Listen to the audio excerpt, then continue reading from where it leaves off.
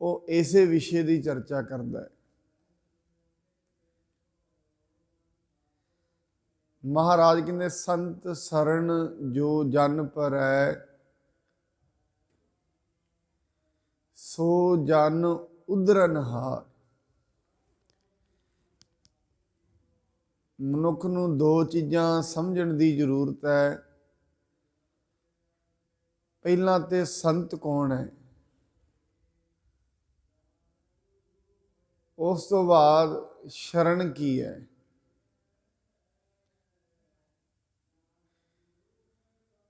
असल दे विच जो सच दे नाल जुड़ गया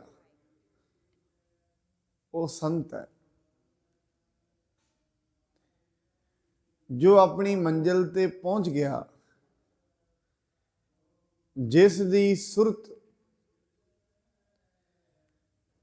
तुरदी तुरदी मार्गां नूं तोड़दी तोड़दी, बाधावां नूं तोड़दी तोड़दी, बंधनां नूं कटदी कटदी एक दिन परम आनंद दे विच लीन हो जाए,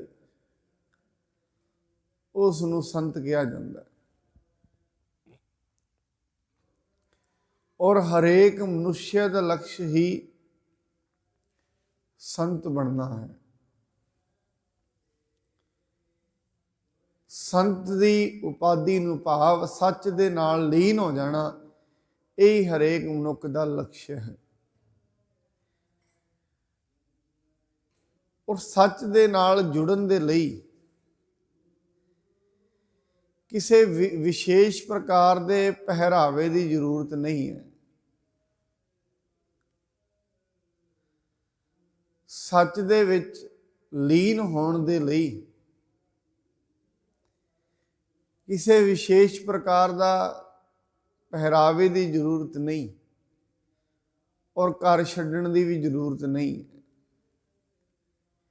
ये नहीं मनुख अपने घर नूं छड्डे फिर ही संत बन सकता, ऐसा नहीं है। और गुरु नानक साहब महाराज कहते तेनों गृहस्थ भी छड्डण की जरूरत नहीं है, तो गृहस्थ दे विच रह के ही अपने बच्चों का पालन पोषण करदियां ही संत बन सकता है। संत बनना नहीं, लीन हो सकता है। वैसे तो हरेक मनुख के अंदर ही ब्रह्म है, परमात्मा है। सिर्फ मनुख की जिहड़ी अज्ञानता है, उसने परमात्मा अते मनुख दे विच दीवार खड़ी की हुई है। ये दीवार नूं तोड़ना यही मनुख का लक्ष्य है। जिवें जिवें ये दीवार क्षीण हुंदी जाती है, जिवें जिवें ये दीवार टुटदी जाती है, मनुख हौली हौली परमात्मा का अनुभव करना शुरू कर दिंदा है। हौली हौली परमात्मा बारे जानना शुरू कर दिंदा है। सो महाराज कहते ने जो मनुख संत की शरण विच आ जाते ने, भाव जिहड़े परमात्मा दे बारे जानते ने, उन्हां दे कोल आके परमात्मा की चर्चा करनी, उन्हां मनुखां दा पार उतारा हुंदा है। पार उतारे का मतलब जिवें विच नदी होए, इधरले पार तो चढ़े किश्ती दे विच ते दूजे पार उतारा हो जाए, दूजे पार उतर जाए। क्योंकि महाराज बाणी दे विच कहंदे ने भवजल डूबे उर्वार ना पार। मनुख हौली हौली इस भवजल दे विच डुबदा जा रहे है। हौली हौली मनुख की सुरत है जिहड़ी समाज दे विच इन्नी गहरी लगदी जांदी है, मोह दे विच इन्ने गहरे तरीके नाल फस जाती है, मनुख पिछे मुड़ना वापस मुड़ना ही भुल जाता है। महाराज ने ਇਹਦਾ पूरा नक्शा खिंचिया है। महाराज कहते तित सरवरड़ै भईले निवासा। मनुख दा उस सरोवर दे विच वासा है, पानी पावक तिन है किया। जिवें सरोवरां दे विच पानी हुंदा है, हुण इहनूं महाराज भवजल कहंदे ने, इत्थे पानी ते नहीं, पर आ पानी दी थां ते अगन है। अगन किहड़ी? तृष्णा दी। जिवें जिवें मनुख, क्योंकि जिवें जिवें मनुख, ऐसी गल नहीं, सिद्धियां भी प्राप्त करता है, धार्मिक मार्ग ते भी सिद्धियां आ जांदियां ने, मनुख विच हंकार पैदा हुंदा है। जिवें जिवें अहंकार पैदा हुंदा है, फिर जिहड़ी चीज़ ते मिल जाए वो तो ठीक है, जिहड़ी ना मिली उहदे लई क्रोध पैदा हुंदा है। और फिर जे अपने दे बराबर दे नूं किसी ने कोई वस्तु मिल गई, उस दे नाल ईर्खा पैदा हो जाती है। ये मनुख का सुभाव है। इस करके संत सरन जो जन परै, जो मनुख गुरु संत दे दसे मार्ग ते तुरदे ने। संत कौन? जिहड़ा सच नाल जुड़ गया। भावें कि संत शब्द नूं लै के दुनिया दे विच बड़ा ज़्यादा तिरस्कार इस शब्द का किया जाता है। अज संत दे नाम दे हेठ बड़े ऐसे लोग ने, क्योंकि लोगों की तो शरधा हुंदी है किसी स्पेसिफिक बाणी नाल, फिर हौली हौली की हुंदा, चोर लुटेरे ठग सारे ही ऐसा बाणा पा लेंदे। फिर जिवें जिवें उन्हां चोरां दा ठगां दा पाज उगड़दा है, फिर दुनिया नूं इवें लगदा दुनिया ते कोई भी संत नहीं है। भाव कोई भी सच दे नाल जुड़िया होया नहीं, सच दे विच मुकम्मल तौर ते पहुंचा होया नहीं है, एवें दुनिया नूं लगदा है, पर ऐसा नहीं है। जिस दिन दुनिया ते परमात्मा दा नाम जपण वाले, सच दे नाल जुड़े रहन वाले नहीं होणगे, उस दिन ये दुनिया ही नहीं होएगी। दुनिया दे उत्ते जिन्ना भी कलेश कलह कलेश चलता है, जे इस नूं कोई थोड़ी जी समानता बख्शी है, वो सिर्फ बंदगी वाले ने। पर बंदगी वाले दी पहचान मैं फिर कहां, ओदी कोई जात नहीं, ओदी कोई पात नहीं, कोई जात नहीं, कोई पत नहीं। इवें समझो जिवें एक ताला हुंदा है ना, ताले नूं खोलण दे लई चाबी की जरूरत हुंदी है। हुण ताले दे विच चाबी कोई भी लगा देवे, ताले नूं इस चीज़ तो कोई लेना देना नहीं है, उसनूं चाबी चाहिए है बस। इवें परमात्मा है जो, उसनूं मिलण दे लई नाम दी, परमात्मा की सिफत सलाह की जरूरत है, उहदे विचार की जरूरत है। ते वो विचार कोई जात वाला करे, हिंदू करे, मुस्लिम करे, सिख कोई भी करे। बाणी कहंदी कोई गावे को सुने, हर नामा चित लाए, कहो कबीर संसा नहीं, अंत परम गत पाए। जिवें ताले दे विच चाबी कोई भी लगा देवे, कोई गृहस्थी लगावे, कोई सन्यासी लगावे, भावें किसी ने घर छड्ड के बच्चों च नहीं है, भावें कोई घर च बैठा है, उसने अपने अंदर अपनी सुरत का जिहड़ा ताला है उसनूं खोलना है। खुलेगा उस शब्द दे नाल, खुलेगा वो विचार दे नाल, समझ दे नाल, खोल कोई भी सकता है। इस दे लई ये जरूरत नहीं है पहला वो घर छड्डे, गेहूं रंग के कपड़े पाए, चिट्टे वस्त्र पाए, घरों जाए, फिर वो संत बनेगा, ऐसा नहीं है। वैसे तो यह कहा जाता है, दुनिया का चाइना का एक संत होया लाओ त्से, ਉਹ ਇੱਕ ਗੱਲ ਕਹਿੰਦਾ ਹੈ, ਸੰਤ ਕੌਣ ਹੁੰਦਾ ਹੈ? ਜਿਸ ਦੇ ਵਿਚਾਰਾਂ ਦੇ ਨਾਲ ਉਸ ਸਮੇਂ ਦੁਨੀਆ ਸਹਿਮਤ ਨਹੀਂ ਹੁੰਦੀ, ਉਹ ਸੰਤ ਹੁੰਦਾ ਹੈ। ਜਿਸ ਦੇ ਨਾਲ ਦੁਨੀਆ ਸਹਿਮਤ ਨਹੀਂ, ਉਹ ਸੰਤ ਹੈ।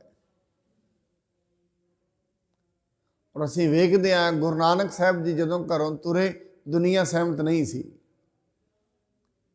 ਤੇ ਗੁਰੂ ਨਾਨਕ ਸਾਹਿਬ ਨੂੰ ਕੀ ਕਿਹਾ ਗਿਆ? ਮਹਾਰਾਜ ਨੇ ਆਪਣੀ ਬਾਣੀ ਵਿੱਚ ਆਪ ਹੀ ਲਿਖਿਆ। ਕੋਈ ਗਾਵੇ, ਮਹਾਰਾਜ ਬਾਣੀ ਦੇ ਵਿੱਚ ਲਿਖਦੇ ਨੇ, ਕੋਈ ਕਹੈ ਭੂਤਨਾ, ਕੋ ਕਹੈ ਬੇਤਾਲਾ, ਕੋਈ ਕਹੈ ਆਦਮੀ ਨਾਨਕ ਵਿਚਾਰਾ। ਕੋਈ ਭੂਤਲਾ ਕਹਿੰਦਾ ਹੈ, ਕੋਈ ਬੇਤਾਲਾ ਕਹਿੰਦਾ ਹੈ। ਕਿਉਂ? ਗੁਰੂ ਨਾਨਕ ਸਾਹਿਬ ਦੀ ਗੱਲ ਸਮਝ ਵਿੱਚ ਨਹੀਂ ਆ ਰਹੀ, ਕਿਉਂਕਿ ਜਿੰਨੀ ਸਮਝ ਸੰਤ ਦੀ ਬਰੀਕ ਹੁੰਦੀ ਹੈ, ਜਿੰਨੀ ਸੂਖਸ਼ਮ ਹੁੰਦੀ ਹੈ, ਇੰਨੀ ਦੁਨੀਆ ਦੀ ਨਹੀਂ ਹੁੰਦੀ। ਫਿਰ ਅਸਲ ਦੇ ਵਿੱਚ ਦੁਨੀਆ ਵਿੱਚ ਰਿਸ਼ਤੇਦਾਰੀ ਕਿੱਥੇ ਜੁੜੀ ਰਹਿੰਦੀ ਹੈ? ਜਿੱਥੇ ਵਿਚਾਰਾਂ ਦਾ ਮੇਲ ਹੋਏ।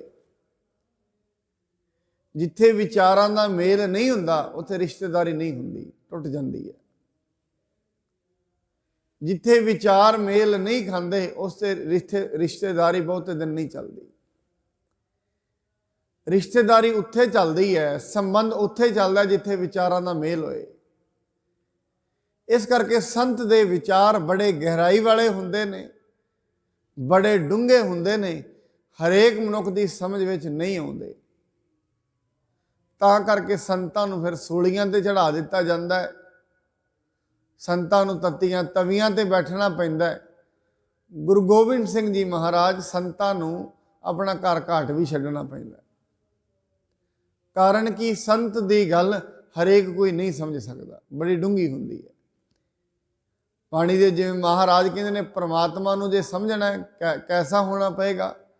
ਏ ਵੱਡ ਉੱਚਾ ਹੋਵੇ ਕੋਏ, ਤਿਸ ਉੱਚੇ ਕੋ ਜਾਣੈ ਸੋਏ। ਉਸ ਉੱਚੇ ਪਰਮਾਤਮਾ ਨੂੰ ਉਹ ਸਮਝ ਸਕਦਾ ਹੈ ਜਿਹਦੀ ਸੁਰਤ ਆਪ ਇੰਨੀ ਉੱਚੀ ਚਲ ਗਈ ਹੋਏ। ਇਸ ਕਰਕੇ ਸੱਚ ਜਿਹੜਾ ਸ਼ਬਦ ਹੈ, ਸੱਚ ਦੇ ਵਿੱਚ ਲੀਨ ਮਨੁੱਖ ਨੂੰ ਸੰਤ ਕਿਹਾ ਜਾਂਦਾ ਹੈ। ਜਿਸ ਨੂੰ ਸਮਝ ਲੱਗ ਗਈ ਹੈ, ਜੋ ਪਰਮਾਤਮਾ ਦੇ ਵਿੱਚ ਲੀਨ ਹੈ, ਫਿਰ ਐਸੇ ਮਨੁੱਖ ਦੀ ਸ਼ਰਨ ਵਿੱਚ ਜਦੋਂ ਕੋਈ ਪੈਂਦਾ, ਸ਼ਰਨ ਦਾ ਮਤਲਬ ਕੀ ਹੈ? ਉਸ ਦੇ ਵਿਚਾਰਾਂ ਨੂੰ ਲੈਣਾ, ਉਸ ਦੀ ਸਮਝ ਤੇ ਤੁਰਨਾ। ਕਿਉਂਕਿ ਸੰਤ ਦੇ ਕੋਲ ਡੂੰਘਾਈ ਹੁੰਦੀ ਹੈ, ਮਾਰਗ ਹੁੰਦਾ ਹੈ, ਉਹ ਦੱਸ ਸਕਦਾ ਕਿਵੇਂ ਪਹੁੰਚਿਆ ਜਾਏ। ਇਸ ਕਰਕੇ ਸੰਤ ਦੇ ਕੋਲ ਨਹੀਂ ਜਾਣਾ, ਉਹ ਵਚਨ ਕਰ ਦੇਗਾ, ਐਸਾ ਨਹੀਂ ਹੈ। ਅੱਜ ਕੱਲ੍ਹ ਕਈ ਤਰੀਕੇ ਦਾ ਐਸਾ ਵੀ ਚੱਲਦਾ ਹੈ, ਉਸ ਨੇ ਵਚਨ ਕੀਤਾ ਹੈ ਤੇ ਸਾਡੇ ਕੋਲ ਇੰਨੀਆਂ ਚੀਜ਼ਾਂ ਹੋ ਗਈਆਂ ਨੇ, ਫਲਾਣੇ ਸੰਤ ਜੀ ਨੇ ਵਚਨ ਕਰ ਦਿੱਤਾ, ਇਹ ਵੱਡੀ ਚੀਜ਼ ਹੋ ਗਈ ਹੈ। ਮਹਾਰਾਜ ਕਹਿੰਦੇ ਜੇ ਹਜੇ ਤੋਂ ਹੀ ਕੋਈ ਵਚਨ ਕਰ ਰਿਹਾ ਹੈ, ਹਜੇ ਤਾਈਂ ਤੇ ਉਹ ਝੂਠਾ ਹੈ। ਜਿਹਨੂੰ ਇਹ ਲੱਗਦਾ ਹੈ ਬਾਰ-ਬਾਰ ਕਿਸੇ ਨਾ ਕਿਸੇ ਨੂੰ ਵਚਨ ਕਰੀ ਜਾਂਦਾ ਹੈ, ਮਹਾਰਾਜ ਕਹਿੰਦੇ ਜੇ ਕੋ ਹੋਏ ਬਹਿ ਦਾਤਾਰ, ਜੇ ਦਾਤਾਂ ਦੇਣ ਵਾਲਾ ਬਣ ਕੇ ਬਹਿ ਗਿਆ, ਤਿਸ ਦੇਣ ਹਾਰ ਜਾਣੈ ਗਵਾਰ। ਹਜੇ ਉਹ ਗਵਾਰ ਹੈ, ਹਜੇ ਉਸਨੂੰ ਸਮਝ ਨਹੀਂ ਲੱਗੀ ਪਰਮ ਤੱਤ ਕੀ ਹੈ, ਸੱਚ ਕੀ ਹੁੰਦਾ ਹੈ। ਹਜੇ ਉਸਨੂੰ ਪਰਮਾਤਮਾ ਦੀ ਤੇ ਘੱਟੋ ਘੱਟ ਸਮਝ ਨਹੀਂ ਲੱਗੀ, ਬਾਕੀ ਦੁਨੀਆ ਕਿਸੇ ਚੀਜ਼ ਦੀ ਵੀ ਹੋਵੇ, ਉਹਦੀ ਆਪਣੀ ਮਾਨਸਿਕਤਾ ਹੋ ਸਕਦੀ ਹੈ। ਜਿਸ ਨੂੰ ਸੱਚਾਈ ਦੀ ਸਮਝ ਲੱਗ ਗਈ ਹੈ, ਜਿਸ ਨੂੰ ਪਰਮਾਤਮਾ ਦੀ ਸੋਝੀ ਲੱਗ ਗਈ ਹੈ, ਫਿਰ ਉਹਦੀ ਸ਼ਰਨ ਵਿੱਚ ਜਾਇਆ ਜਾਏ। ਕਾਹਦੇ ਲਈ? ਉਧਰਣਹਾਰ, ਆਪਣਾ ਉਧਾਰ ਕਰਾਉਣ ਲਈ। ਦੁਨੀਆ ਵਿੱਚ ਆ ਕੇ ਦੁਨੀਆ ਦੇ ਰਹੱਸ ਨੂੰ ਸਮਝਣ ਦੇ ਲਈ, ਦੁਨੀਆ ਕੀ ਹੈ, ਆਉਣਾ ਕਾਹਦੇ ਵਾਸਤੇ ਹੋਇਆ, ਇਹਦੇ ਵਾਸਤੇ ਸੰਤ ਦੀ ਸ਼ਰਨ 'ਚ ਜਾਣਾ ਹੈ। ਗੁਰੂ ਦੀ ਸ਼ਰਨ ਦੇ ਵਿੱਚ ਕਿਉਂ ਜਾਣਾ ਹੈ, ਇਹ ਸਮਝਣ ਦੇ ਲਈ ਇਹ ਮਨੁੱਖਾ ਸਰੀਰ ਕਿਉਂ ਮਿਲਿਆ, ਇਹ ਸਮਝ ਦਿੰਦਾ ਗੁਰੂ। ਮੈਂ ਕੱਲ ਵੀ ਇੱਕ ਬੇਨਤੀ ਕੀਤੀ ਹੈ ਸਾਧ ਸੰਗਤ, ਬਾਣੀ ਕਹਿੰਦੀ ਦੀਨ ਦਰਦ ਦੁੱਖ ਭੰਜਨਾ, ਘਟ ਘਟ ਨਾਥ ਅਨਾਥ। ਜਦੋਂ ਮਨੁੱਖ ਮੰਦਿਰ ਦੇ ਵਿੱਚ ਜਾਂਦਾ, ਇੱਕ ਹਸਪਤਾਲ ਦੇ ਵਿੱਚ ਜਾਏ, ਇੱਕ ਪੇਸ਼ੈਂਟ ਨੂੰ ਪਤਾ ਹੁੰਦਾ ਹੈ मैं हस्पताल में क्यों जा रहा हूँ, बिल्कुल क्लीयर होंदा है हस्पताल जाना है, दवाई लैनी है। एक मनुख दुकान ते जाता है, पहला घरों पूरा डिसाइड करता है मैं दुकान ते क्यों जा रहा, की समान लैके आना। एक मनुख गुरुद्वारे जाता है, मंदिर जाता है, मस्जिद में जाता है, उन्होंने यही नहीं पता घरों मैं लैन की चलिया, पहला पता तो होए। जदों तई मनुख पक्का ही नहीं करेगा मैं लैन की चलिया, फिर उन्हें मिलेगा की, कुछ भी नहीं।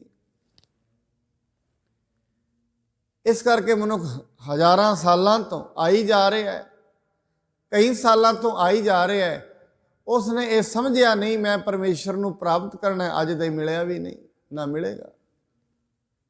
ਜਿਹੜੀ चीज़ की रुचि नहीं, जिस चीज़ को लक्ष्य नहीं बनाया, वो मिलेगी किवें। पहली गल तो यह है मनुख के अंदर ये जिग्यासा जागे पहला, फिर वो गुरु नूं गुरु मनदा है। उस तो पहला अपने अनुसार वो दुनिया चलती है, उसदी जिवें उसदी मर्जी आउंदी है उवें करदा है, अपने अनुसार जिंदगी जिउंदा है, जैसी भी चल रही है उसदी मर्जी है। गुरु के अनुसार जिंदगी वो जिएगा जिहदे अंदर जिग्यासा है। काहदी जिग्यासा? परमात्मा नूं मिलण दी।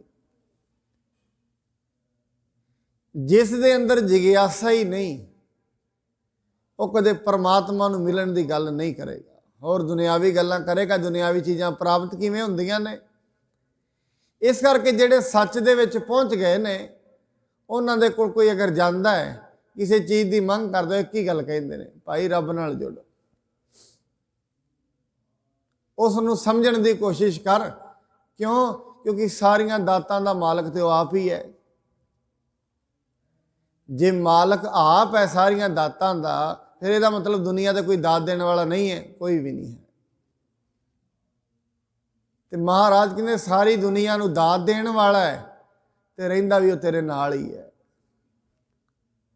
एवें समझ लो अपने गवांढ दे विच कोई रहिंदा होए जिहड़ा सारी दुनिया नूं पैसे दिंदा होए, वंडदा होए, ते मनुख उहदे नाल दे घर विच रह के ते भीख मंगदा होए, लोकी कहणगे कमाल हो गई, ईडा वड्डा दानी तेरे नाल वसदा, उत्तों कुछ ले ला। उहदे नाल रह के भुखा रह जांदा है। बाणी कहंदे इच्छा पूरक सर्व सुख दाता हर, इच्छावां पूरियां करन वाला, सारिया सुखां दा दाता कौन है? परमात्मा। इच्छा पूरक सर्व सुख दाता हर, जाके वस है काम धेना, काम धेन गऊ। जो देवतिया ने समुद्र नूं रिड़किया, 14 रतन निकले, उहदे विचों गऊ भी निकली, जिहड़ी सारिया इच्छा नूं पूरियां करदी, मन्निया जांदा है। पर महाराज कहंदे गऊ भी परमात्मा दे वस, जाके वस है काम धेना, सो ऐसा हर ध्याई है मेरे जीअड़े, ता सर्व सुख पाव है मेरे मना। सो ऐसे परमात्मा नूं ध्या, किहड़े नूं? जिहड़ा सारियां इच्छा नूं पूरियां करन वाला है। हुण ये कौन कह रहा? गुरु कह रहे हैं, जिहदी शरण विच असीं आए हैं, सारे बैठे हुए हैं। गुरु दी शरण दे विच मनुख आउंदा है अपना पार उतारा कराउण लई, अपनी समझ लैण लई, मैं करना की है जिंदगी च।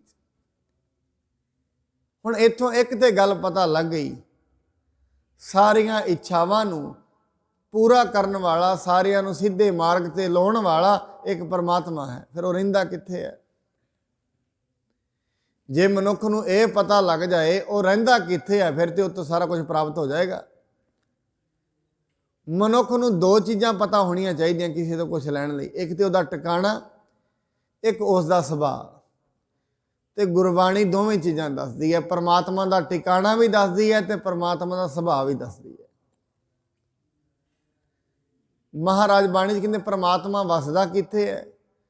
घट घट मैं हर जू बसै, संतन कहो पुकार। हरेक थां वसदा है, हरेक दे अंदर है। फिर मनुख ये सोचे मेरे अंदर भी है, तेरे अंदर भी है। जे परमात्मा अपने नाल ही है, फिर उहदे नाल गलबात क्यों नहीं हुई? जे परमात्मा अपने नाल ही है, फिर मनुख हजे ताईं अतृप्त क्यों है? अशांत क्यों है, डर विच क्यों है? क्योंकि निरभौ जपै सगल भौ मिटै। जिस दे अंदर निडर परमात्मा है, फिर वो मनुख डर विच क्यों जी रहा है? तो वो नाल ही है, पर वो शरण विच कदे नहीं गया, प्राप्ति कदे नहीं की, ना कदे यतन किया, ना कदे वेखण दा। इस करके गुरबाणी दे विच एक उदाहरण आउंदा है हिरण दा। ये मनदे ने जीव विग्यानी हिरण दी नाभि दे विच कस्तूरी हुंदी है। हिरण नूं उस कस्तूरी दी सुगंधी आउंदी रहिंदी है, जिधर भी भजदा है सुगंधी आउंदी रहिंदी है। और महाराज कहते पर विडंबना यह है, वो सारी उम्र कस्तूरी बाहरों लभदा रहिंदा है, अंत दे विच मर जांदा है, कस्तूरी उन्हों नहीं लभदी। महाराज कहते ज्यों कस्तूरी मिर्ग ना जाने भ्रम दा भरम भुलाया। सारी उम्र भरम दे विच भजदा रहिंदा मनुख। मनुख नूं भी इवें लगदा है मैनूं शांति की लोड़ है। हरेक मनुख उस अवस्था च जीना चाहुंदा जिथे कोई दुख ना होए, जिथे कोई कलेश ना होए, जिथे कोई डर ना होए। ऐसा तो फिर एक ही थां है जिथे कुछ नहीं है, ना डर है, ना खौफ है, ना खता है, ना तरस है, ना जवाब। वो केड़ा थां है?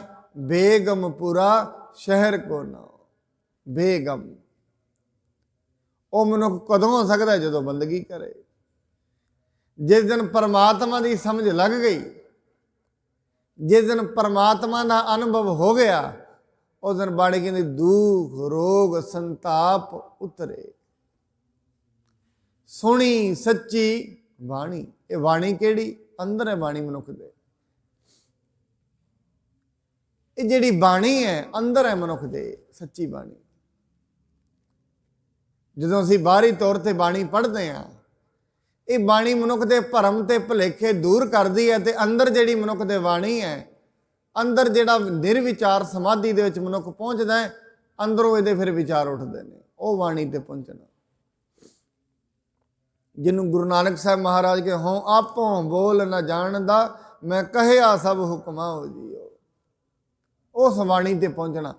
हजे तो मनुख के अंदरों संकल्प उठते हैं, क्यों? झूठ दे विच जुड़िया होया है, तो झूठियां ही आवाज़ां अंदरों उठदियां ने। झूठी आवाज़ झूठे निर्णय।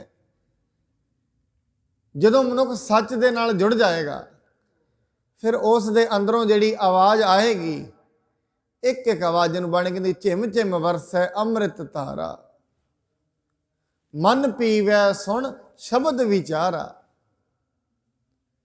मनुख दे अंदर वो बाणी है, वो आवाज़ मनुख के अंदर है जिहड़ी इसनूं आनंद देवेगी, ये अंदर है।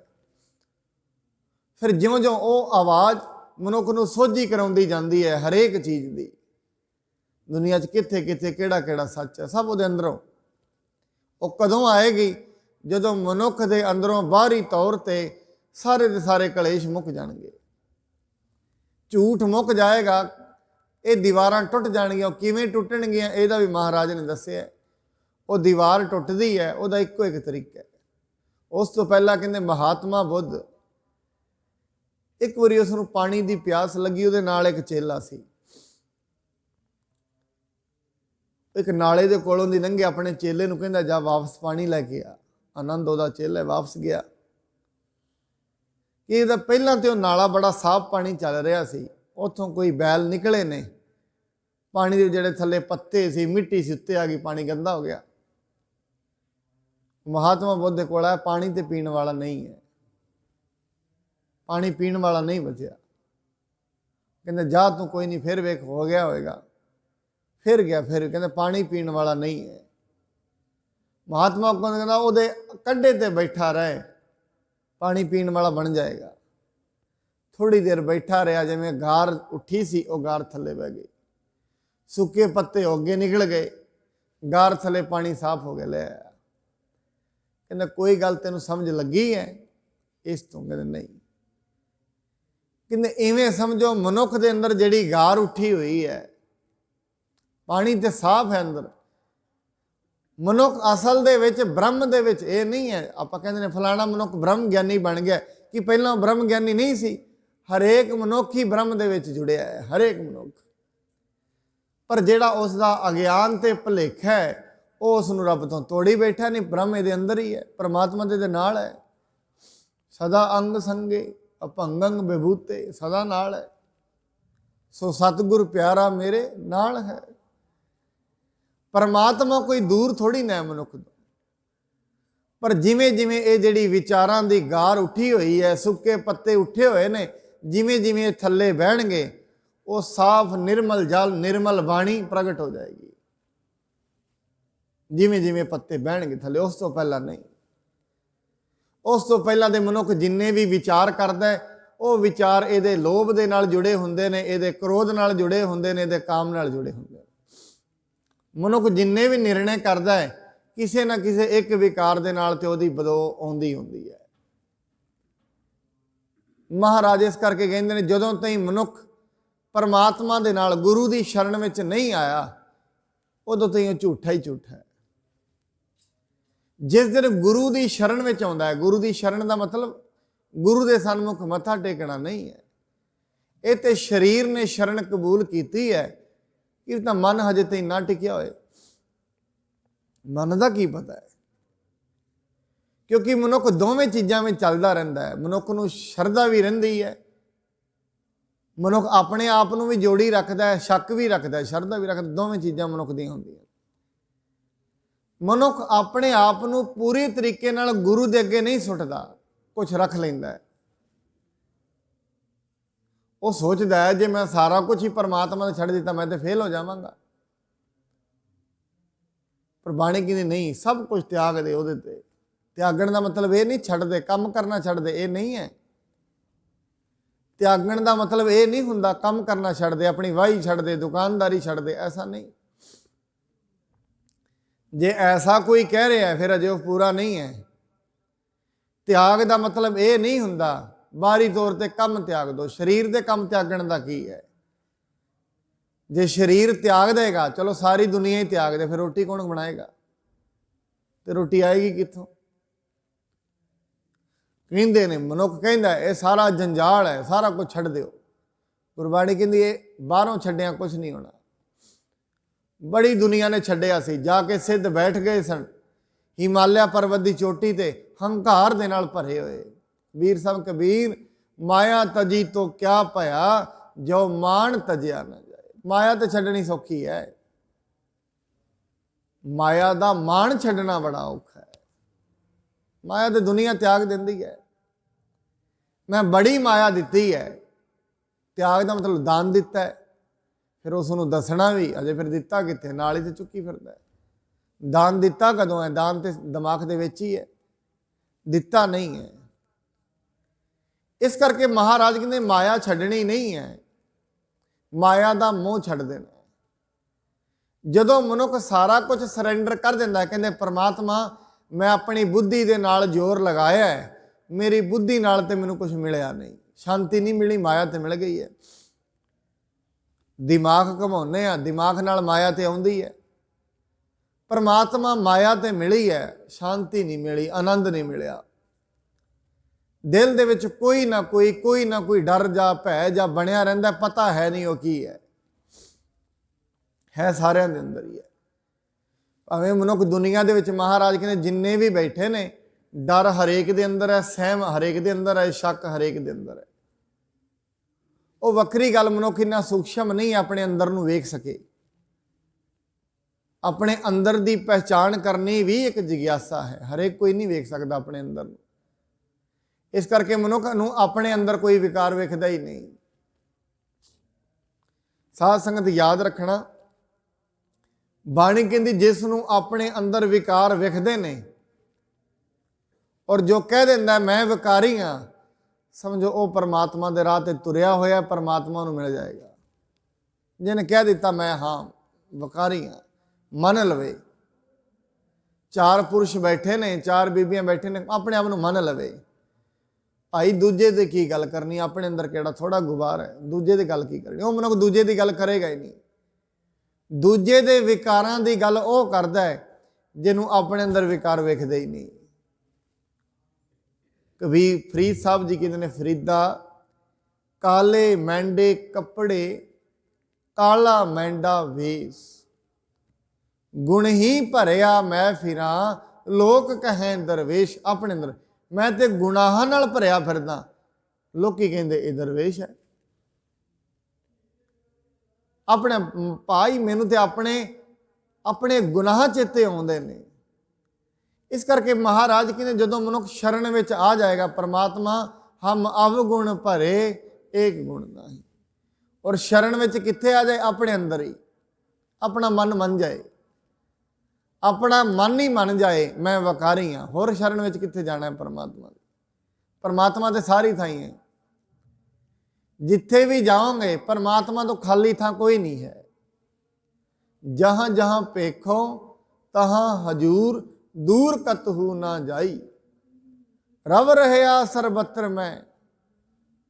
ਉਹ ਸਾਰਿਆਂ ਦੇ ਵਿੱਚ ਰਵਿਆ ਹੋਇਆ ਹੈ। ਜਿੱਥੇ ਵੀ ਜਾਓਗੇ ਦੁਨੀਆ ਦੇ ਉੱਤੇ ਹੋ ਸਕਦਾ ਕਿਸੇ ਥਾਂ ਤੇ ਹਵਾ ਨਾ ਹੋਏ, ਪਰ ਐਸਾ ਕੋਈ ਥਾਂ ਨਹੀਂ ਜਿੱਥੇ ਪਰਮਾਤਮਾ ਨਾ ਹੈ। ਮੰਗਲ ਗ੍ਰਹਿ ਤੇ ਹਵਾ ਨਹੀਂ ਹੋ ਸਕਦੀ, ਉੱਥੇ ਪਰਮਾਤਮਾ ਹੈ। ਚੰਦਰਮਾ ਤੇ ਚਲੇ ਜਾਓ, ਅੱਡ ਅੱਡ ਗ੍ਰਹਿਾਂ ਤੇ ਜਾਓ, ਉੱਥੇ ਹੋ ਸਕਦਾ ਅੱਗ ਨਾ ਹੋਏ, ਪਾਣੀ ਨਾ ਹੋਏ, ਪਰ ਐਸਾ ਕੋਈ ਥਾਂ ਨਹੀਂ ਹੈ ਜਿੱਥੇ ਪਰਮਾਤਮਾ ਨਾ ਹੋਏ। ਸਾਰੀ ਥਾਂ ਤੇ। ਕਈ ਮੇਰੀ ਬੇਨਤੀ ਕੀਤੀ, ਮਨੁੱਖ ਸ਼ਰਨ ਵਿੱਚ ਆ ਜਾਏ, ਗੁਰੂ ਦੀ ਸ਼ਰਨ ਵਿੱਚ। ਸ਼ਰਨ ਵਿੱਚ ਆਉਣਾ ਕੀ ਹੈ? ਅੱਜ ਤੋਂ ਮੈਂ ਆਪਣੀ ਮੱਤ ਤੇ ਤਿਆਗ ਦਿੱਤੀ ਹੈ।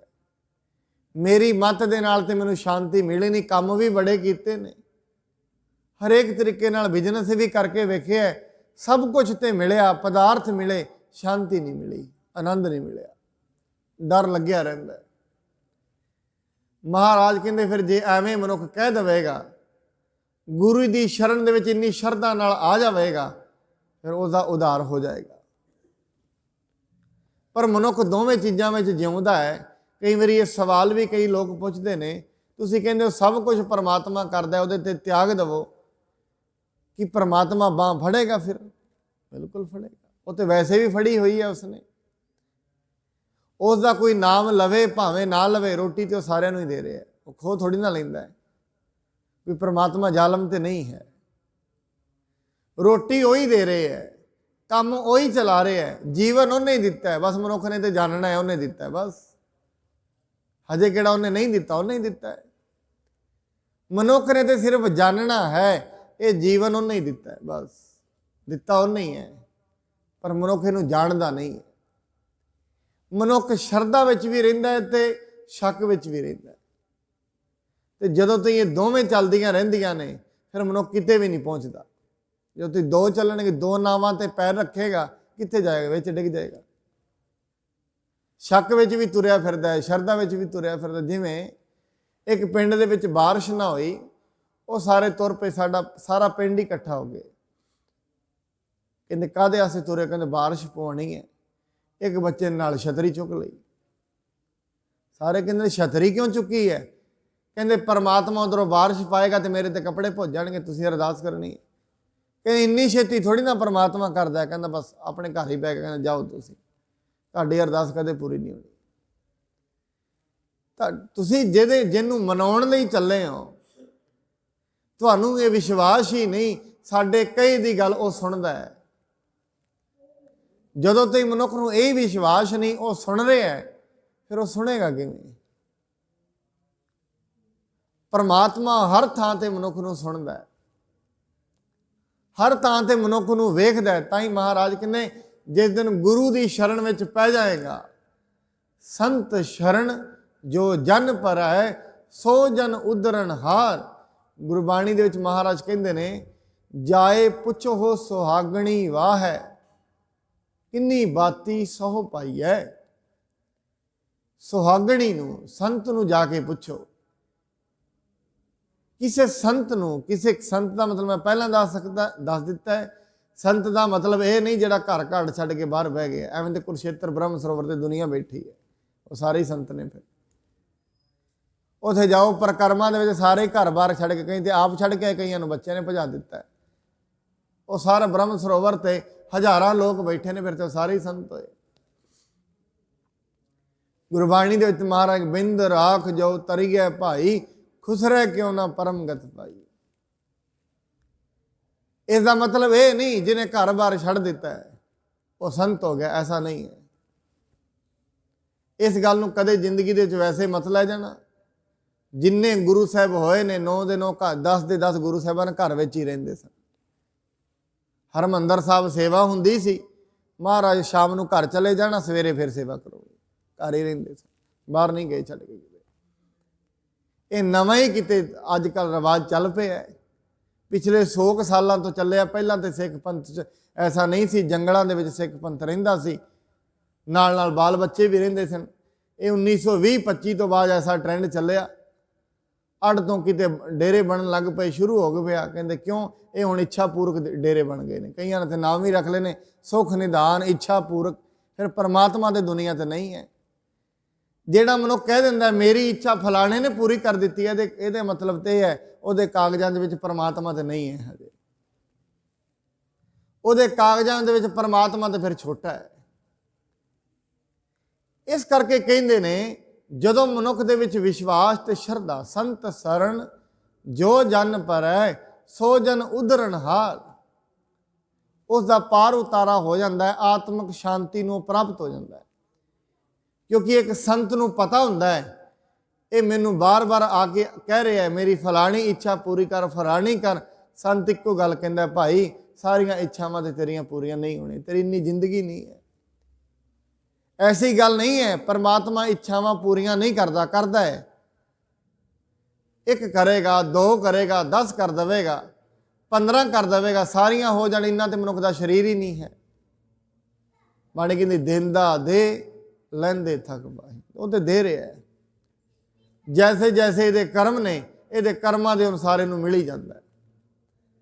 ਇਸ ਕਰਕੇ ਜਦੋਂ ਮਨੁੱਖ ਗੁਰੂ ਦੀ ਸ਼ਰਨ ਵਿੱਚ ਆਉਂਦਾ ਹੈ, ਗੁਰੂ ਦੇ ਸ਼ਬਦ ਦਾ ਆਸਰਾ ਤੱਕਦਾ ਹੈ, ਗੁਰੂ ਦੇ ਸ਼ਬਦ ਦੇ ਅਨੁਸਾਰ ਤੁਰਦਾ ਹੈ, ਫਿਰ ਜ਼ਿੰਦਗੀ ਸੁਖਮਈ ਹੋ ਜਾਂਦੀ ਹੈ।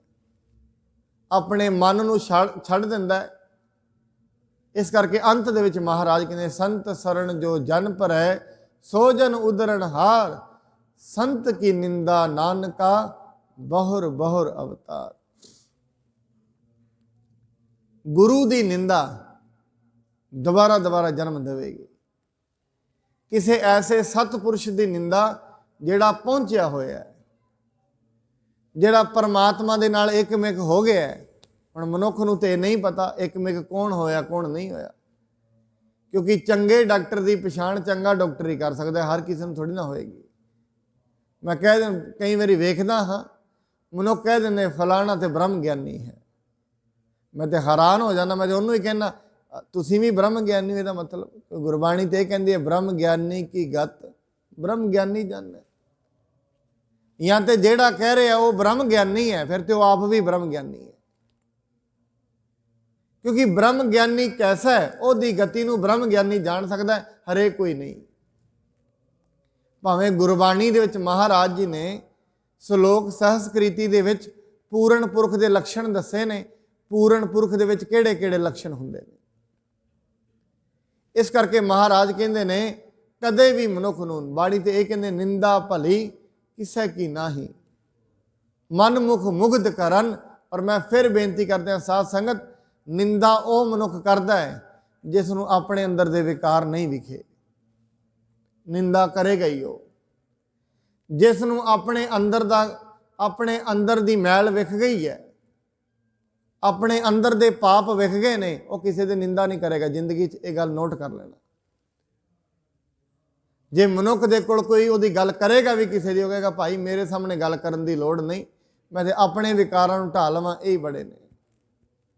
ਦੂਜੇ ਦਾ ਵਜਨ ਮੇਰੇ ਤੇ ਕਿਉਂ ਸੁੱਟ ਰਹੇ ਹੋ? ਦੂਜਾ ਹੋਏਗਾ ਕੋਈ ਪਾਪੀ ਹੋਏਗਾ, ਉਹਦਾ ਨਿਆਂ ਲੈਣ ਵਾਸਤੇ ਪਰਮਾਤਮਾ ਹੈ।